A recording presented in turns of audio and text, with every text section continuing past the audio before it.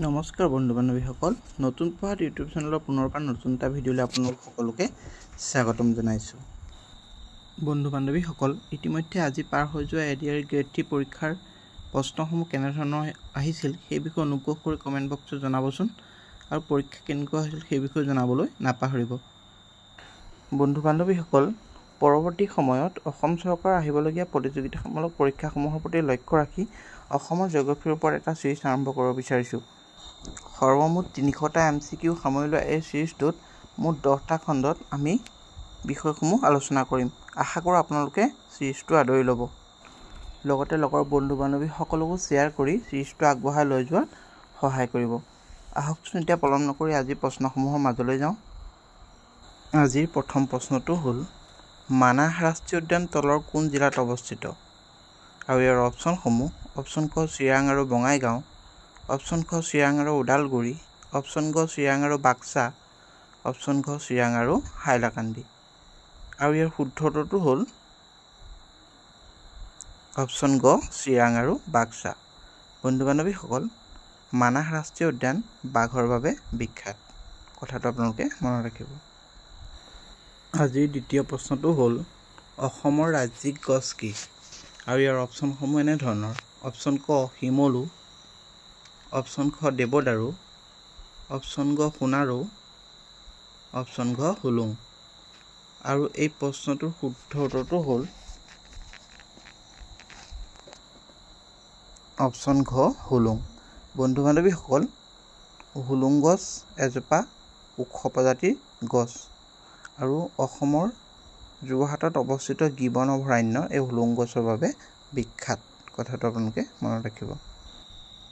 আজিৰ পৰৱৰ্তী প্ৰশ্নটো হ'ল, কোনখন অৰণ্যক পূবৰ আমাজন বুলি জনা যায়? আৰু ইয়াৰ অপশ্যনসমূহ: অপশ্যন ক নামেৰি বনাঞ্চল, অপশ্যন খ পবিতৰা অভয়াৰণ্য, অপশ্যন গ সোণাই-ৰূপাই অভয়াৰণ্য, অপশ্যন ঘ দিহিং পাটকাই বৰ্ষাৰণ্য।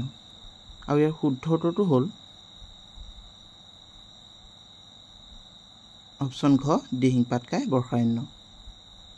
আজিৰ চতুৰ্থ প্ৰশ্নটো হ'ল, অসমৰ আটাইতকৈ পৰিষ্কাৰ গাঁও কোনখন? আৰু ইয়াৰ অপশ্যনসমূহ: অপশ্যন ক বৰভোজ গাঁও, অপশ্যন খ ৰংছাপাৰা গাঁও, অপশ্যন গ মাউললং গাঁও, অপশ্যন ঘ দেৰগাঁও। আৰু প্ৰশ্নটোৰ শুদ্ধ উত্তৰটো হ'ল অপশ্যন খ ৰংছাপাৰা গাঁও। অসমৰ গোৱালপাৰা জিলাত অৱস্থিত ৰংছাপাৰা গাঁও অসমৰ আটাইতকৈ পৰিষ্কাৰ গাঁও হিচাপে পৰিচিত। আনহাতে মাউললুং হৈছে এছিয়া মহাদেশৰ ভিতৰতেই আটাইতকৈ পৰিষ্কাৰ গাঁও। কথাটো আপোনালোকে মনত ৰাখিব। আজিৰ পঞ্চম প্ৰশ্নটো হ'ল, ডক্টৰ ভূপেন হাজৰিকা সেতু তলৰ কোন নদীৰ ওপৰত অৱস্থিত? আৰু ইয়াৰ অপশ্যনসমূহ: অপশ্যন ক দিবাং, অপশ্যন খ ব্ৰহ্মপুত্ৰ, অপশ্যন গ লোহিত, অপশ্যন ঘ কামেং। আৰু এই প্ৰশ্নটোৰ শুদ্ধ উত্তৰটো হ'ল অপশ্যন গ লোহিত নদীৰ ওপৰত। আজিৰ আমাৰ ষষ্ঠ প্ৰশ্নটো হ'ল, বগীবিল দলঙে তলৰ কোন দুখন জিলাক সংযোগ কৰিছে? আৰু ইয়াৰ অপশ্যনসমূহ: অপশ্যন ক ডিব্ৰুগড় আৰু তিনিচুকীয়া, অপশ্যন খ ডিব্ৰুগড় আৰু ধেমাজি, অপশ্যন গ লখিমপুৰ আৰু ধেমাজি, অপশ্যন ঘ ডিব্ৰুগড় আৰু লখিমপুৰ। আৰু এই প্ৰশ্নটোৰ শুদ্ধ উত্তৰটো হ'ল অপশ্যন খ ডিব্ৰুগড় আৰু ধেমাজি জিলাক। বন্ধু বান্ধৱীসকল, আপোনালোকে ভিডিঅ'টোৰ পৰা উপকৃত হ'লে অনুগ্ৰহ কৰি ছাবস্ক্ৰাইব কৰিবলৈ নাপাহৰিব আৰু ভিডিঅ'টো লাইক আৰু শ্বেয়াৰ কৰি দিব। আজি পৰৱৰ্তী প্ৰশ্নটো হ'ল, ভাৰতৰ অৰণ্য মানৱ বুলিলে তলৰ কোনজন ব্যক্তিক জনা যায়?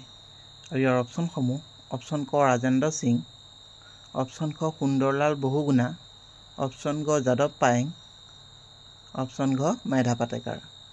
আৰু এই প্ৰশ্নটোৰ শুদ্ধ উত্তৰটো হ'ল অপশ্যন গ যাদৱ পায়েং।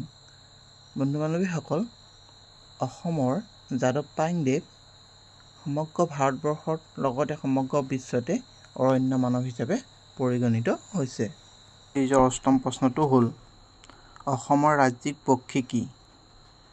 আৰু ইয়াৰ অপশ্যনসমূহ: অপশ্যন ক ভাটৌ, অপশ্যন খ মৌৰা, অপশ্যন গ দেওহাঁহ, অপশ্যন ঘ ধনেশ। আৰু ইয়াৰ শুদ্ধ উত্তৰটো হ'ল অপশ্যন গ দেওহাঁহ। বন্ধু বান্ধৱীসকল, অসমৰ ৰাজ্যিক পশু এশিঙীয়া গড়, ৰাজ্যিক জলজ প্ৰাণী শিহু, ৰাজ্যিক ফল নেমু টেঙা। এই কথাকেইটা আপোনালোকে মনত ৰাখিব। প্ৰশ্নকেইটা সহজ যেন লাগিলেও প্ৰায় পৰীক্ষাত অহা দেখিবলৈ পোৱা যায়। আজিৰ পৰৱৰ্তী প্ৰশ্ন, অসমৰ সাৰ কাৰখানা ক'ত অৱস্থিত? আৰু ইয়াৰ অপশ্যনসমূহ: অপশ্যন ক সোণাৰী, অপশ্যন খ কঁঠালগুৰি, অপশ্যন গ বজালি, অপশ্যন ঘ নামৰূপ। আৰু এই প্ৰশ্নটোৰ শুদ্ধ উত্তৰটো হৈছে অপশ্যন ঘ নামৰূপত। আজিৰ 10ম প্ৰশ্নটো হ'ল, অসমৰ আটাইতকৈ ডাঙৰ জলাভূমি কোনটো? আৰু ইয়াৰ অপশ্যনসমূহ হ'ল: অপশ্যন ক দীপৰ বিল, অপশ্যন খ সোণবিল, অপশ্যন গ মাগুৰী বিল, অপশ্যন ঘ বৰদৈপাম বিল। আৰু এই প্ৰশ্নটোৰ শুদ্ধ উত্তৰটো হ'ল অপশ্যন খ সোণবিল। এই সোণবিল কৰিমগঞ্জ জিলাত অৱস্থিত। আৰু অতিকৈ গুৰুত্বপূৰ্ণ কথাটো হ'ল যে বাৰিষা কালত এই বিলত পানীৰ উপচি পৰে, আনহাতে খৰালি বা শীতকালি ইয়াত মাটি চহাই ধান খেতি কৰা হয়।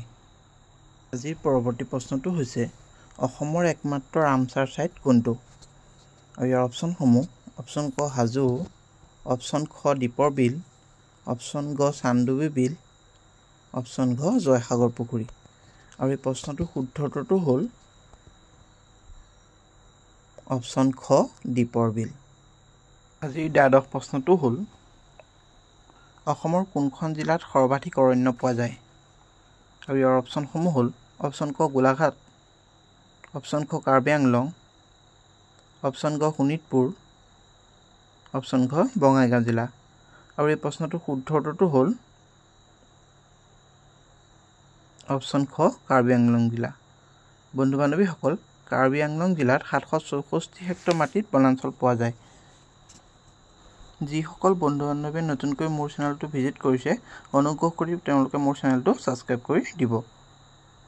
আজি পৰৱৰ্তী প্ৰশ্নটো, তলত দিয়া অসমৰ কোনখন জিলাই এখনো বহিৰাজ্য আৰু বিদেশৰ সৈতে সীমাৰ ভাগ বতৰা নকৰে? ইয়াৰ অপশ্যনসমূহ: অপশ্যন ক শোণিতপুৰ জিলা, অপশ্যন খ মাজুলী জিলা, অপশ্যন গ বঙাইগাঁও জিলা, অপশ্যন ঘ ডিব্ৰুগড় জিলা। আৰু এই প্ৰশ্নটোৰ শুদ্ধ উত্তৰটো হ'ল অপশ্যন খ মাজুলী জিলা। মাজুলী হৈছে পৃথিৱীৰ সৰ্ববৃহৎ নদীদ্বীপ। এই কথাটো মনত ৰাখিব। আজিৰ পৰৱৰ্তী প্ৰশ্ন, অসমৰ সৰ্ববৃহৎ জিলা কোনখন? আৰু ইয়াৰ অপশ্যনসমূহ: অপশ্যন ক কাৰ্বি আংলং জিলা, অপশ্যন খ ধুবুৰী জিলা, অপশ্যন গ নগাঁও জিলা, অপশ্যন ঘ যোৰহাট জিলা। আৰু ইয়াৰ শুদ্ধ উত্তৰটো হ'ল অপশ্যন ক কাৰ্বি আংলং জিলা। কাৰ্বি আংলং জিলাই সৰ্বমুঠ 10,434 বৰ্গ কিলোমিটাৰ এৰিয়া আগুৰি আছে। আজিৰ 15 সংখ্যক প্ৰশ্নটো হ'ল, তলৰ কোনকেইখন ব্ৰহ্মপুত্ৰৰ উত্তৰ পাৰ উপনদী? আৰু ইয়াৰ অপশ্যনসমূহ: অপশ্যন ক ৰঙা নদী মানাহ জীয়াভৰলী, অপশ্যন খ ৰঙা নদী মানাহ ভোগদৈ, অপশ্যন গ কৃষ্ণাই মানাহ দিখৌ, আৰু অপশ্যন ঘ কৃষ্ণাই নামদাং জাজি। এই প্ৰশ্নটোৰ শুদ্ধ উত্তৰটো হ'ল অপশ্যন ক ৰঙা নদী মানাহ আৰু জীয়াভৰলী। বন্ধু বান্ধৱীসকল, ব্ৰহ্মপুত্ৰৰ উত্তৰ পাৰ উপনৈ আৰু দক্ষিণ পাৰ উপনৈসমূহ আপোনালোকে মনত ৰাখিব। পৰীক্ষাত এইদৰে উল্টা পুল্টাকৈ প্ৰশ্ন দিব পাৰে। আজিৰ পৰৱৰ্তী প্ৰশ্নটো হৈছে, অসমৰ সৰ্বাধিক গড় কোন বনাঞ্চলত পোৱা যায়? আৰু ইয়াৰ অপশ্যনসমূহ হ'ল: অপশ্যন ক কাজিৰঙা, অপশ্যন খ মানাহ, অপশ্যন গ পবিতৰা, অপশ্যন ঘ ওৰাং। আৰু এই প্ৰশ্নটোৰ শুদ্ধ উত্তৰটো হ'ল অপশ্যন ক কাজিৰঙা ৰাষ্ট্ৰীয় উদ্যান। বন্ধু বান্ধৱীসকল, কাজিৰঙা ৰাষ্ট্ৰীয় উদ্যান এশিঙীয়া গড়ৰ বাবে সমগ্ৰ পৃথিৱীতেই বিখ্যাত। পৰৱৰ্তী প্ৰশ্নটো হ'ল, অসমৰ মুঠ মাটিকালি কিমান? আৰু ইয়াৰ অপশ্যনসমূহ হ'ল: অপশ্যন ক ৭৮,৪৩৫ বৰ্গ কিলোমিটাৰ, অপশ্যন খ ৭৬,৪৭৮ বৰ্গ কিলোমিটাৰ, অপশ্যন গ ৭৮,৪৩৮ বৰ্গ কিলোমিটাৰ, অপশ্যন ঘ ওপৰৰ এটাও নহয়। আৰু ইয়াৰ শুদ্ধ উত্তৰটো হ'ল অপশ্যন গ ৭৮,৪৩৮ বৰ্গ কিলোমিটাৰ। আজি 18 নম্বৰ প্ৰশ্নটো হ'ল, তলৰ কোনখন নদী অৰুণাচলৰ পাহাৰৰ পৰা ওলোৱা নাই?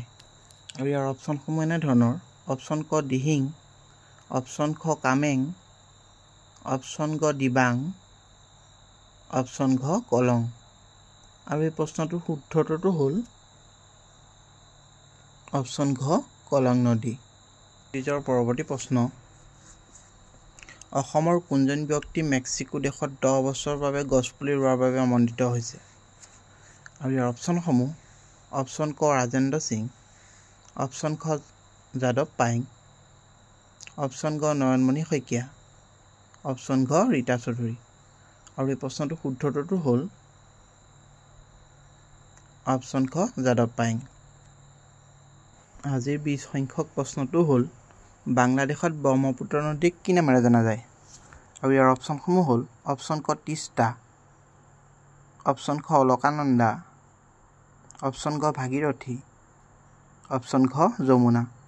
আৰু ইয়াৰ শুদ্ধটোতো হ'ল অপশ্যন ঘ যমুনা। আজিৰ 21 সংখ্যক প্ৰশ্ন: অসমৰ সৰ্বোচ্চ শৃংগ কোনটো? আৰু ইয়াৰ অপশ্যনসমূহ: অপশ্যন ক লাইকেই, অপশ্যন খ বৰাইল, অপশ্যন গ পাটকাই, অপশ্যন ঘ নীলাচল। আৰু ইয়াৰ শুদ্ধটোতো হ'ল অপশ্যন ক লাইকেই। চিৰিজৰ 22 সংখ্যক প্ৰশ্নটো হ'ল: শেহতীয়াকৈ কোনটো ক্ষেত্ৰই বিশ্ব ঐতিহ্য ক্ষেত্ৰ হিচাপে চিহ্নিত হৈছে? আৰু ইয়াৰ অপশ্যনসমূহ হ'ল: অপশ্যন ক কাজিৰঙা ৰাষ্ট্ৰীয় উদ্যান, অপশ্যন খ লাচিত মৈদাম, অপশ্যন গ চৰাইদেউ মৈদাম, অপশ্যন ঘ শ্ৰীসূৰ্য পাহাৰ। আৰু ইয়াৰ শুদ্ধটোতো হ'ল অপশ্যন গ চৰাইদেউ মৈদাম। 2024 বৰ্ষৰ জুলাই মাহত চৰাইদেউ বিশ্ব ঐতিহ্য ক্ষেত্ৰ হিচাপে চিহ্নিত হৈছে। 23 সংখ্যক প্ৰশ্নটো হৈছে: যাদৱ পায়েঙৰ একক প্ৰচেষ্টাৰে সৃষ্টি কৰা হাবিখনৰ নাম কি? আৰু ইয়াৰ অপশ্যনসমূহ: অপশ্যন ক পাটকাই হাবি, অপশ্যন খ মূলাই কাঠনি, অপশ্যন গ নামবৰ হাবি, অপশ্যন ঘ দিহিং হাবি। আৰু ইয়াৰ শুদ্ধটোতো হ'ল